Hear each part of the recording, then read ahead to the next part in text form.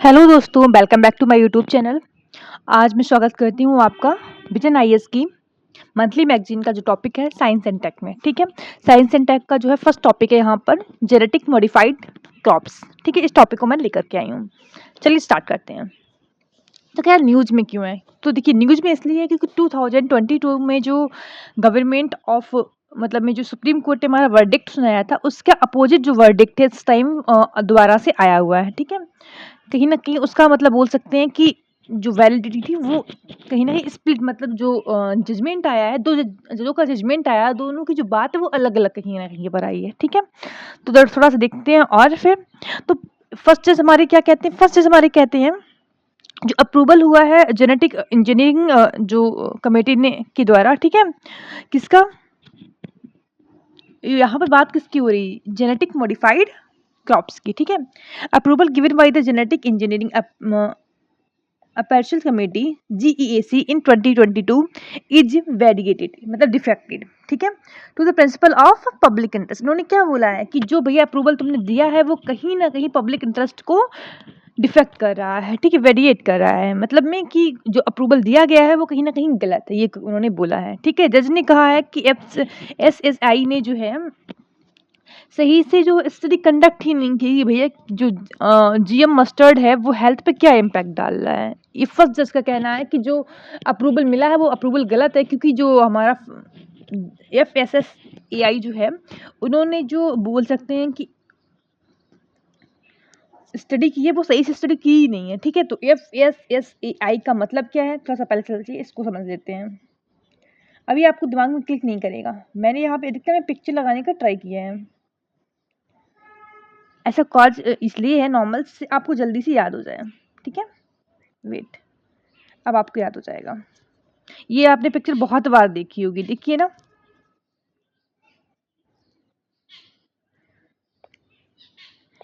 ये रहा FSSAI, food safety and standard authority of India. ठीक है, क्या है? Food safety and standard authority of India. ठीक है, चलिए अभी और बहुत सारी चीज़ें इसमें समझानी है, आगे देखते हैं। उसके बाद हम लोग बात करें सेकंड जज ने क्या बोला है। उन्होंने बोला है कि जो अप्रूवल है वो गलत नहीं है, लेकिन जो जज हैं उनको कहीं ना कहीं डायरेक्शन देना चाहिए, स्ट्रिक्ट डायरेक्शन देना चाहिए यूनियन गवर्नमेंट को कि भाई इस तरीके से चीज़ों को करो। ठीक है, direction pass by the court. तो क्या डायरेक्शन जो पास किए गए हैं कोर्ट के द्वारा, इनको देखते हैं जरा।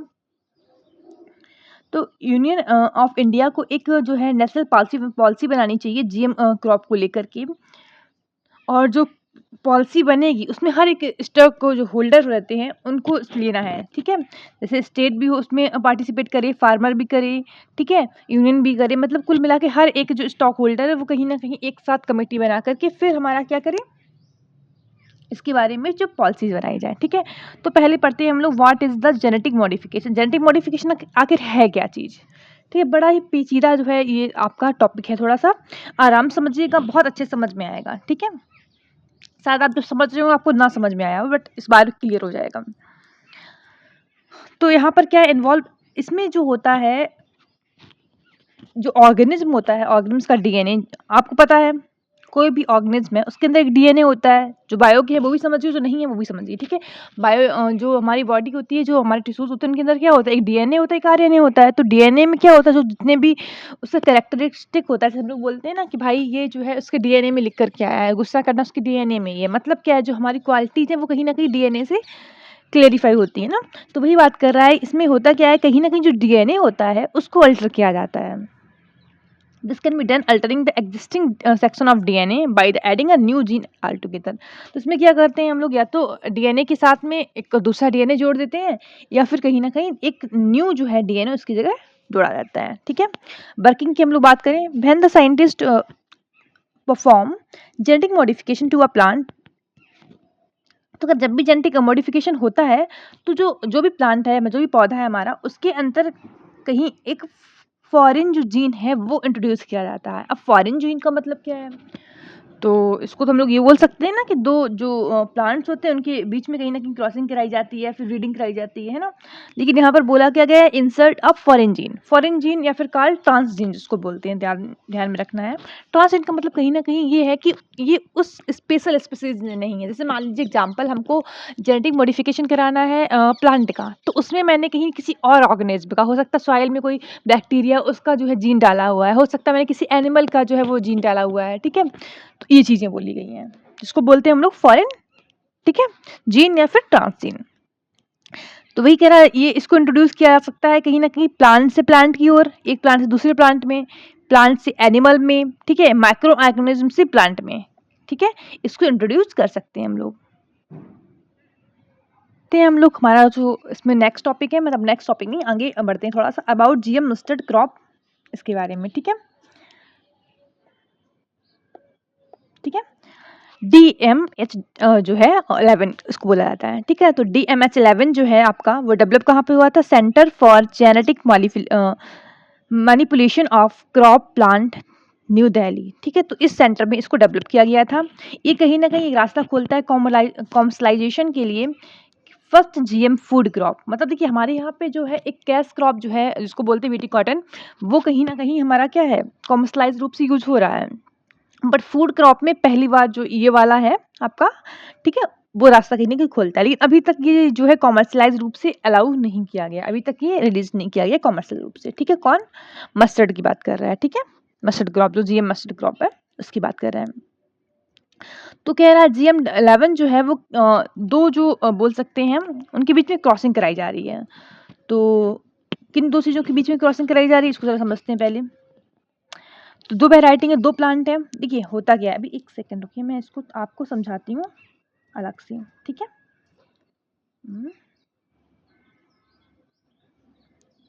इसको बंद करते हैं, इसको थोड़ा-सा फ़िल्टर करते हैं, ठीक है? चलिए। अब थोड़ा-सा बायो समझनी होगी, आराम समझिएगा, कोई इश्यू है नहीं ख़ास ज़्यादा।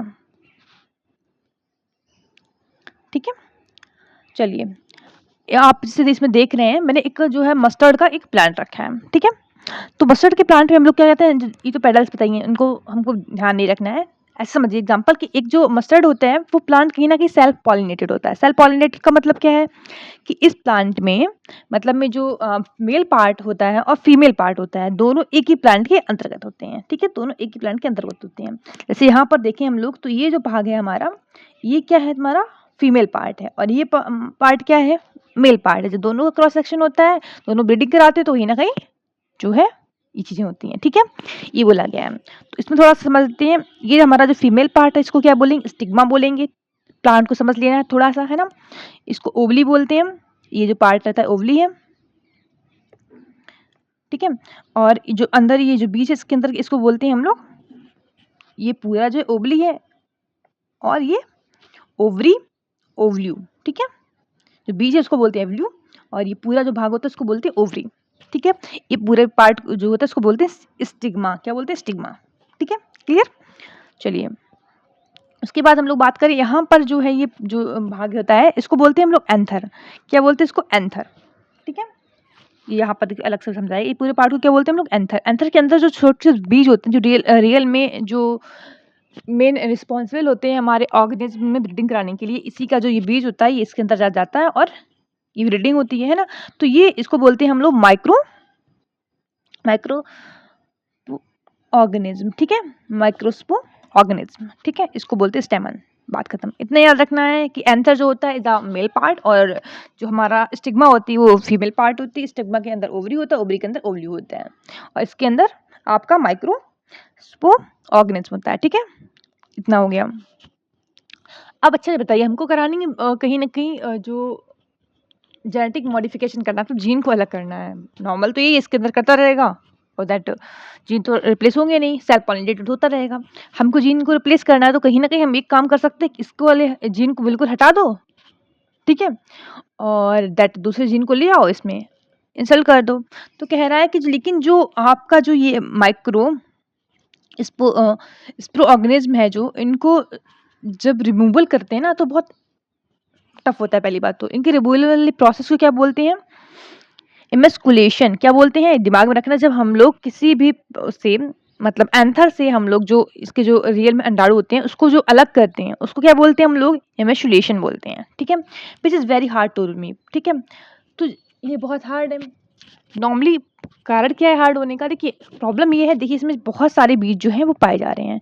अगर सिंगल एक पीस भी बचा इसका तो कहीं ना कहीं वो जो प्लांट वो पौधा क्या है, हम सोचेंगे कि ये प्लांट ए और बी है, ये क्रॉस करा रहे हैं तो ए बी बनेगा, जो भी बनेगा है ना, न्यू प्लांट बनेगा, लेकिन रियल में वो सेल्फ पॉलिनेटेड हो जाएगा, मतलब आप वेट करेंगे लेकिन बनेगा वही, ठीक है। तो कह रहा है ये बहुत हार्ड होता है इसको रिमूव करना। तो इसके लिए हम लोग एक टेक्निक लेके आते हैं जिसको बोला गया है वर वर्नीज और वस्तर टेक्निक। कौन सी टेक्निक का नाम है, वर वर्नीज वस्तर टेक्निक, आराम से समझ लीजिए, ठीक है। जहाँ पर ये जो वर जो है वो कहीं ना कहीं रेजिस्टेंस पैदा करता है हर्बिसाइड के लिए। कौन सा हर्बिसाइड है, फास्फिनो थीरिकन, ठीक है, फास्फिनो थीरिकन, ठीक है। ये जो हर्बिसाइड है उससे रेजिस्टेंस पैदा कराता है कौन, वर जो आपका जीन है, ठीक है। अब ये जीन है कैसे, इसको थोड़ा समझते हैं, रुक जाइए। जो ये जीन है वो रिलेटेड है हमारा, इससे समझ, यहाँ पे समझिए, कहाँ गया,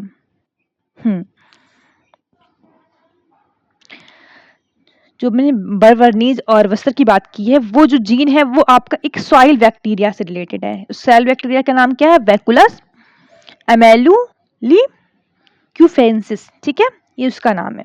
तो ये एक सॉइल बैक्टीरिया, इसका ये जीन है जिसको बोला गया है बरवस्तर और बरवर्नीज वस्तर, ठीक है।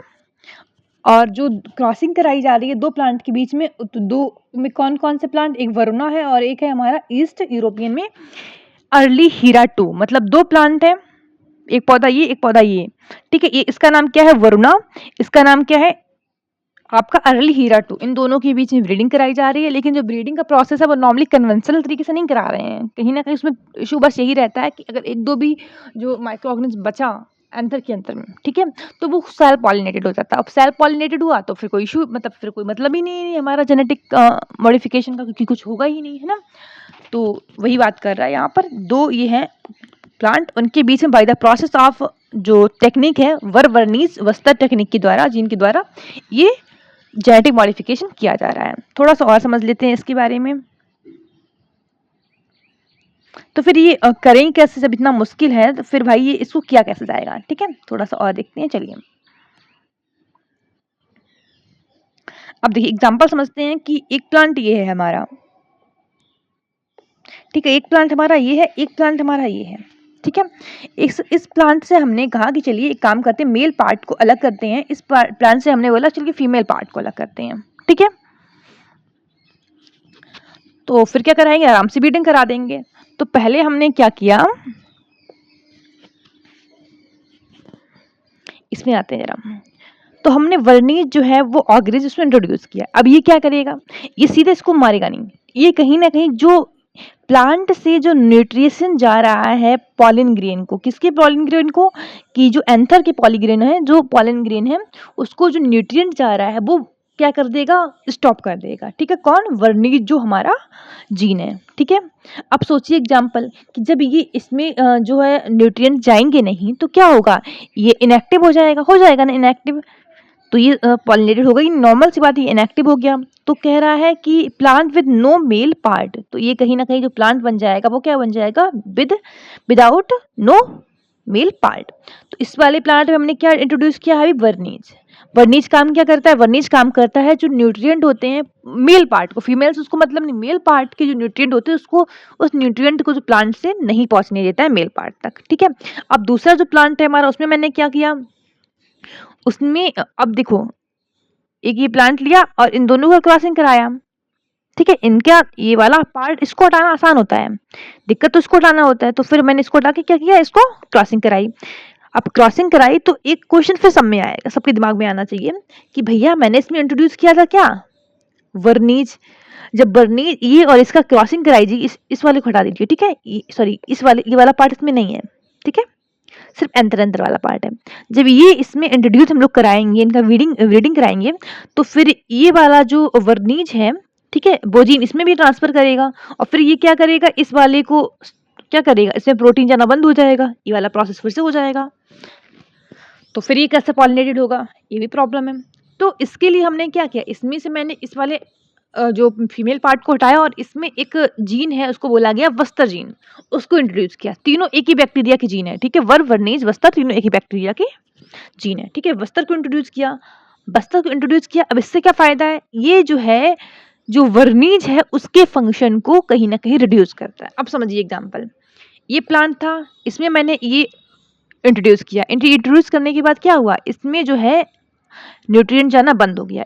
और जब इन दोनों का क्रॉस सेक्शन होगा तो कहीं ना कहीं ये जो है वो इसमें भी जाएगा, तो फिर ये इसको भी इफेक्ट करेगा। लेकिन इसके इफेक्ट को रोकने के लिए हमने बस्तर जीन को इंट्रोड्यूस किया, ठीक है, और जो रिड्यूस करेगा फंक्शन ऑफ द वर्नीज। इस तरीके से फिर क्रॉसिंग कराई और फिर हमको क्या मिला, DMH11 मिला। आई थिंक समझ में आ गया होगा, कि समझाया तो मैंने बहुत अच्छे से है। देखिए कितना समझ में आता है आप लोग को, है ना। अगर नहीं आया तो एक बार फिर से जाइएगा और रिपीट कर लीजिए, बस और कुछ नहीं है, ठीक है। कोई ज़्यादा खास और टफ नहीं है, बट थोड़ा सा है ना, साइंस एंड टेक में थोड़ा सा हो जाता है चीज़ें। तो फिर आ जाए हम लोग, फिर ये थोड़ा सा है उसका कॉटन का, चलिए कोई इशू नहीं है।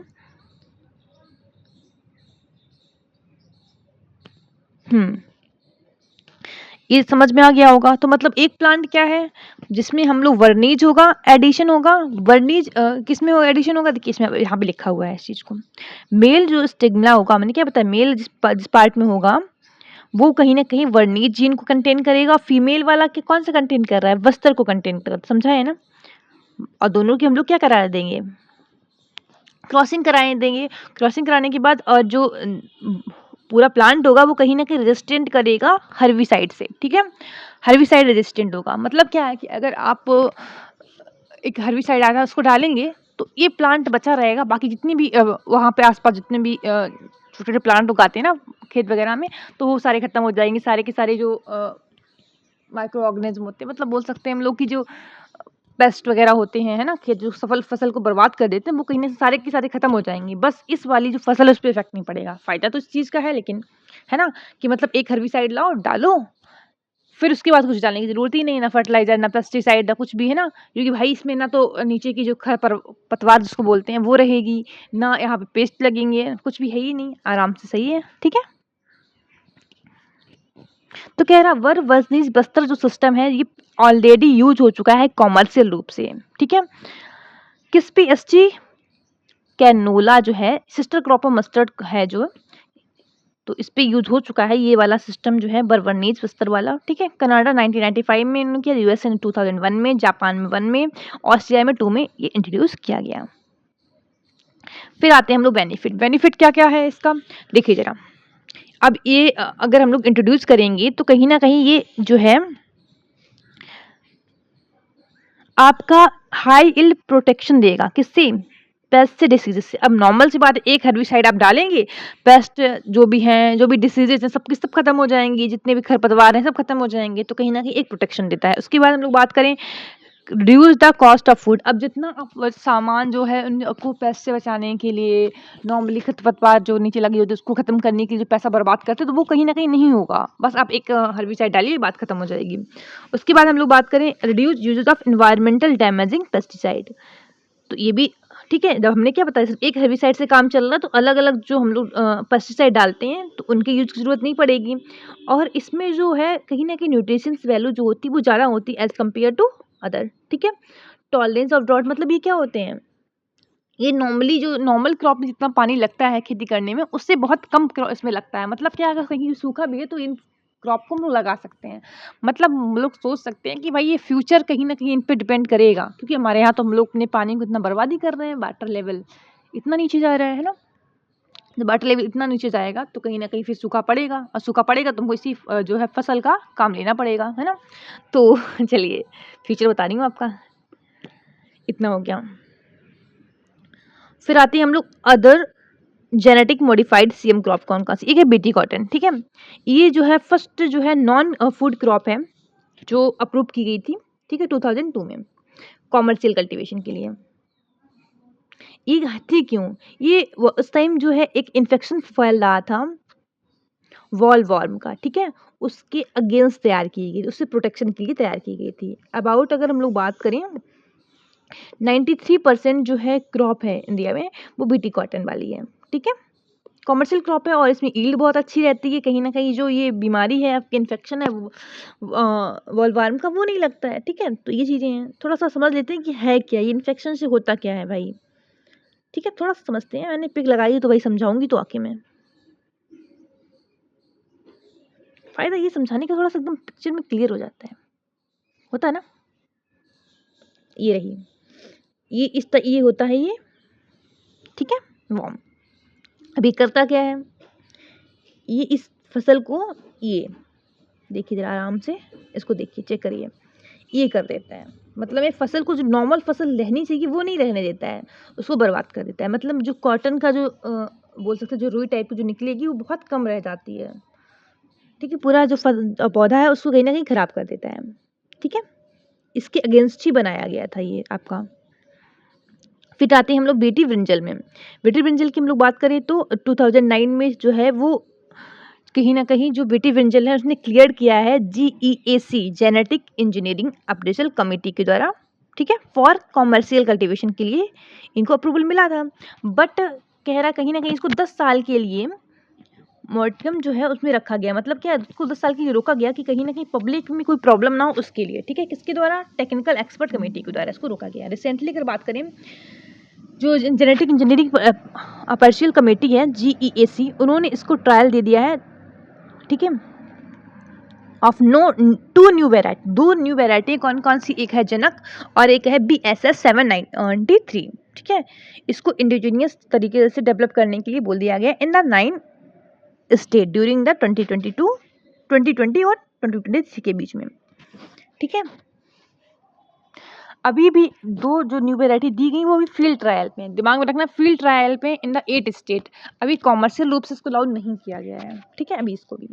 फिर आते हैं हम लोग जेनेटिक इंजीनियरिंग, जो आपकी अपरेशल कमेटी है वो क्या है? GEAC, जो एक स्टैच्यूटरी बॉडी है, ठीक है, कंस्टिट्यूट होती है under the rule for manufacturing use import export and storage of hazardous micro organism, ठीक है, जेनेटिक इंजीनियर्ड ऑर्गेनिज्म और सेल 9089 जो अंतर्गत आता है हमारा अंडर जो एनवायरमेंट प्रोटेक्शन एक्ट है 1986 के अंतर्गत आता है, ठीक है। मिनिस्ट्री अगर बात करें तो कौन सी है? Environment forest and climate change ministry है इसकी। कंपोजिशन में बात करें तो चेयरमैन, एक को चेयरमैन होते हैं। चेयरमैन में कौन आएगा? हमारा जो एडिशनल सेक्रेटरी और स्पेशल सेक्रेटरी होते हैं ministry of environment forest and climate change के, वो इसके चेयरमैन रहते हैं। को चेयरमैन कौन होते हैं? जो बायोटेक्नोलॉजी की डिपार्टमेंट के रिप्रेजेंटेटिव रहते हैं को चेयरमैन के रूप में, ठीक है। क्योंकि कहीं ना कहीं देखिए दोनों क्लाइमेट से भी ये कहीं ना कहीं एनवायरमेंट से भी रिलेटेड है और सेकेंड ये बायोटेक्नोलॉजी पे डिपेंड है, तो उन चीज़ों को ध्यान में रख के इसको चेयरमैन जो है बनाए गए हैं। रिस्पॉन्सिबिलिटी क्या है? ये अप्रूव करता है कहीं ना कहीं जो प्रपोजल आते हैं जेनेटिक इंजीनियरिंग क्रॉप ऑर्गेनिज्म को लेकर के, ठीक है, कि भाई ये जो है and product environment including experimental field trial, और मतलब कौन सा जो प्रोडक्ट है उसको एक्सपेरिमेंटल ट्रायल के लिए बोलना चाहिए, मतलब कुल मिला के अप्रूवल का काम ये करता है, ठीक है। और ये large scale uses of hazardous micro organism and recommended in the research and, मतलब हार्ड जो लार्ज स्केल पर जहाँ पर यूज हो रहा है ये माइक्रो ऑर्गेनिज्म चीज़ों का इंडस्ट्रियल प्रोडक्शन में या फिर और इन्वायरमेंट पे क्या उसका इफेक्ट पड़ेगा, इन चीज़ों को ये देखता है, ठीक है। Regulatory framework for GM crop India, क्या क्या रेगुलेशन है इसको समझते हैं थोड़ा सा, कलर चेंज कर लेते हैं। Food safety and security act 2006 आता है, इसमें कहीं ना कहीं ये प्रोवाइड करता है इंपोर्ट को, मैन्युफैक्चरिंग, ठीक है, और यूज को लार्ज स्केल पे GM फूड क्रॉप जब तक कि उसमें FSSAI का अप्रूवल ना हो, मतलब विदाउट अप्रूवल के वो एक्सपोर्ट इंपोर्ट और यूज के लिए और सेल के लिए कहीं ना कहीं रोकता है, प्रोवाइड करता है, ठीक है। मतलब पहले अप्रूवल लेके उसके बाद यूज करो, ठीक है। Review committee on the genetic manipulation, ठीक है, ये जो कमेटी इसका क्या काम है? ये आती है हमारी बायोटेक्नोलॉजी के अंतर्गत आती है डिपार्टमेंट के अंदर, ठीक है। ये कमेटी मॉनिटर करती है various aspect of research and development project involving GM organism. जो रिसर्च और डेवलपमेंट हमारा होता है, ठीक है, उसके जो अलग-अलग जो पहलू होते हैं उनको देखने का काम ये करती है, ठीक है? बायोटेक्नोलॉजी से रिलेटेड ये वाला। स्टेट बायोटेक्नोलॉजी कोऑर्डिनेशन कमिटी, ये क्या है? एसबीसीसी, ये रिव्यू करती है सेफ्टी एंड कंट्रोल मेजर। मतलब जो हमने जेनेटिक मॉडिफाइड ऑर्गेनिज्म जो है हैंडल किया है, मतलब उसको मैंने कहीं क्रॉस सेक्शन करा है, उसको लिया है या फिर उसकी हैंडलिंग कर रहे हैं, उस पे एक्सपेरिमेंट कर रहे हैं, तो उस टाइम क्या सेफ्टी जो है वो बरती गई है कि नहीं बरती गई है, इन चीज़ों को देखना, ठीक है? किसका काम होता है? एसबीसीसी। डिस्ट्रिक्ट लेवल कमेटी की बात करें, डीएलसी, ठीक है? ये जो है इन्वेस्टिगेट करता है और रिपोर्ट करता है एसबीसीसी को कि भाई जो जेनेटिक इंजीनियरिंग हुई है, ठीक है? सॉरी, यहाँ पर ये बोल रहा है कि देखिए वो इन्वेस्टिगेट करता है, रिपोर्ट करता है एसबीसीसी को और जेनेटिक इंजीनियरिंग अप्रेजल कमेटी जो है जीईएसी को, कि भैया जो रेगुलेटरी गाइडलाइंस है वो पूरी हो रही हैं कि नहीं हो रही हैं। मतलब जो लाइंस दी गई हैं कि भाई ये जब हम लोग किसी चीज़ के किसी भी ऑर्गेनिज्म को हैंडल करेंगे तो ये गाइडलाइन फॉलो करनी है, ठीक है? तो वो फॉलो हो रही हैं कि नहीं हो रही हैं। तो इस चीज़ को देखना किसका काम है? आपका डीएलसी का है। जीएम क्रॉप अप्रूवल प्रोसेस, ठीक है? तो ये वेरी करता है केस टू केस पे, ठीक है? After the scientific evolution of health and environment, मतलब पहले देखेंगे कि भाई जो क्रॉप या जो भी चीज़ हम लोग जेनेटिक मॉडिफाइड कर रहे हैं वो हेल्थ पे इम्पैक्ट तो नहीं डाल रही, एनवायरनमेंट सेफ्टी पे तो दिक्कत नहीं कर रहा है, ठीक है? ये बात जो है करते हैं लोग concern about the GM crop, ठीक है? तो ह्यूमन हेल्थ पे क्या इम्पैक्ट पड़ेगा? तो ये बोला गया है जो जीएम हर्बिसाइड्स टॉलरेंट क्रॉप है वो कहीं ना कहीं ग्लाइफोसेट जो है उस पर डिपेंड करती है हैवीली, ठीक है? तो कह रहा है कि it has been used as a herbicide in the USA. देखिए जब हम लोग हर्बिसाइड यूज़ करते हैं तो यूएसए में 1974 में ये हर्बिसाइड के रूप में ये ग्लाइफोसेट जो है वो यूज किया जाता है। और ये बोला गया अधिकतर हमें उसका यूज ज़्यादा करेंगे तो कहीं ना कहीं ये तुम्हारा प्रोवेबल कर्क्यूनोजीन है, ठीक है? मतलब क्या है, कैंसर से सीधा सीधा आपका रिलेट करता है कर्क्यूनोजीन से, ठीक है? किसने बोला? ये वर्ल्ड हेल्थ ऑर्गेनाइजेशन ने बोला है, ठीक है? सेकंड क्या है? Biodiversity loss. अब कह रहा है कि अगर जो प्रेजेंस ऑफ जो वार हम पढ़े हैं, वार जीन से क्या करता है? रेजिस्टेंट पैदा करता है, किससे? हर्बिसाइड से, ठीक है? तो वही कह रहा है कि वार जीन्स क्या करता है? आपका रेजिस्टेंट पैदा करता है हर्बिसाइड से। इसकी स्प्रिंग हम लोग करेंगे तो कहीं ना कहीं वो स्प्रिंग होती है, वो होती है ग्लाइफोसाइनाइड अमोनियम, ठीक है? अभी हर्बिसाइड जो करता क्या है, नॉर्मली जितने भी वीड्स होते हैं उनको खत्म कर देता है। लेकिन दिक्कत क्या होगी अगर मान लीजिए हम लोग इंडिया में क्या होता है, ये प्लांट ये पूरा फील्ड है, इसमें कहीं ना कहीं हम लोग मल्टी क्रॉपिंग मतलब मिक्सिंग क्रॉपिंग करते हैं, ठीक है? Mix crop. तो मतलब एक प्लांट ये लगा दिए, दूसरा प्लांट हम लोग और भी लगा दिए साथ में, ठीक है?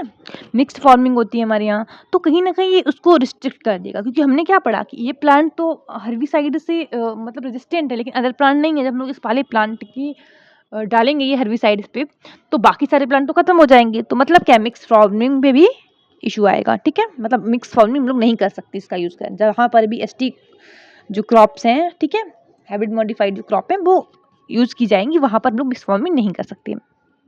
कंटेमिनेशन की बात करें हम लोग, जीएम क्रॉप अगर बात करें कहीं ना कहीं ये आपको थ्रेट पैदा करेगा वाइल्ड और वीडी क्रॉप्स, ठीक है, रिलेटेड। जो नॉन जीएम क्रॉप्स हैं, फूड्स हैं और ऑर्गेनिक। अब खुद ही समझिए, हम लोग फूड चेन पढ़ते हैं। फूड चेन में हम लोग क्या पढ़ते हैं? जो प्लांट ने सॉइल से लिया वो कहीं ना कहीं एनिमल में गया, एनिमल से उससे बड़े एनिमल में, उससे फिर हर्बीवर्स में, फिर इस टाइप से कॉर्निवर्स में, इस टाइप से चीज़ें आगे बढ़ती हैं, है ना? मतलब एक जो पर्सन है दूसरे के खाने पे डिपेंड करता है, यही तो होता है ना। हम लोग पढ़ते हैं किस पे? फूड चेन में, यही पढ़ते हैं ना। तो मतलब क्या है कि इस वाली जो क्रॉप का कहीं ना कहीं इम्पैक्ट और भी चीज़ों पर हमको दिखाई पड़ेगा। ऐसा नहीं है कि हमने क्रॉप में लगा दिया, सीधा पेट में गया और ख़त्म, नहीं, ऐसा नहीं है, ठीक है? आसपास की चीज़ों पर भी उसका इम्पैक्ट आपको दिखाई पड़ेगा। फॉर एग्जाम्पल की बात कर रहा है, जो ट्रांसजीन एस्केप इवेंट हुआ था कनाडा में with the GM canola, flax, beet and pigs, ठीक है? तो इसमें क्या है, मतलब कहीं ना कहीं जो ट्रांसजीन है वो कहीं ना कहीं ट्रांसफर हो गया था एक प्लांट से मतलब अदर एनिमल्स में और जो है प्लांट्स में, उसकी बात कर रहा है। इफेक्ट ऑफ हनी बीज एंड अदर पॉलिनेटर्स। तो कह रहा है कि जब हम लोग ओवर यूज़ करेंगे हर्बिसाइड्स का, अब नॉर्मल सी बात, अगर हर्बिसाइड रेजिस्टेंट है तो हम लोग हर्बिसाइड का यूज़ करेंगे, अदर सब में हम लोग केमिकल में क्यों पैसा बर्बाद करेंगे ना, हर्बिसाइड का यूज़ करेंगे। अब अगर हर्बिसाइड का यूज़ ज़्यादा किया जाएगा तो वो कहीं ना कहीं इनडायरेक्टली इम्पैक्ट करेगा weeding of the population of that area, ठीक है? और कहीं ना कहीं जो पॉलन है, नेक्टर है, उनकी एबिलिटी को कम किया जाएगा। एग्जाम्पल देखो दिया गया है, negative impact of HT crop on population of monarch butterfly in USA में क्या हुआ था, जो मोनार्च बटरफ्लाई है उनका जो है पॉपुलेशन कहीं ना कहीं निगेटिव मतलब कम हो गई थी बिकॉज ऑफ हर्बिसाइड ज़्यादा यूज हुआ था। ठीक है, कॉर्पोरेट कंट्रोल की बार बात करें, हाई लेवल ऑफ कॉर्पोरेट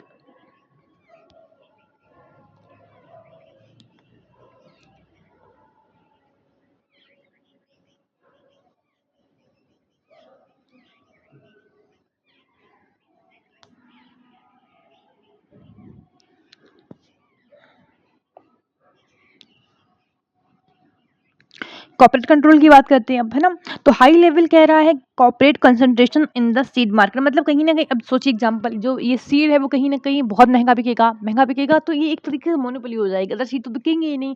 जब इसकी यील्ड अच्छी है, इसमें एक सिर्फ वो हर्बिसाइड चाहिए, बाकी सब में बार बार जो है फर्टिलाइजर और पेस्टिसाइड डालते हैं वो नहीं चाहिए, है ना। और देन कम से कम इनको इरीगेशन भी करना पड़ेगा, तो लोग चाहेंगे ना इसी वाली फसल को हम लोग लेते हैं। ठीक है, तो इनका प्राइस कहीं ना कहीं हायर रहेगा और लोग जो फार्मर है उनके बीच में चॉइस कम रहेगी। ठीक है, इनकम लॉस होगा।